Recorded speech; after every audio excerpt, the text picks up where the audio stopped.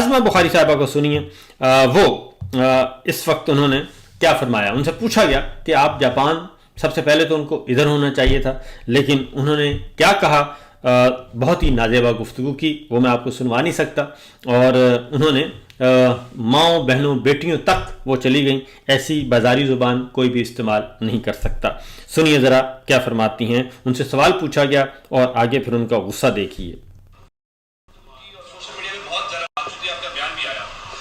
क्या ये ज़रूरी नहीं है पंजाब के लोगों के लिए, शफाफियत के लिए, कि कितने लोग उसमें थे, कौन कौन लोग थे और कितना एक्सपेंडिचर हुआ, अगर ये मालूमात दे दी जाए तो लोग मैं देखिए कि जितना भी जो सरकार का पैसा होता है मोदी साहब, वो एक एक पैसे का ऑडिट होता है, एक एक पैसे को आपको जस्टिफाई करना होता है, उसका जवाब देना होता है, जो हम देंगे, जो हम तैयार हैं। अब 16 जो अपनी वफद था सरकारी, जिसके ऊपर एक्सपेंडिचर हुआ, वो क्या एक्सपेंडिचर है, वो तमाम ऑडिट भी होगा, उसको तमाम तफसीलात जो है वो भी आपको मिल जाएंगी।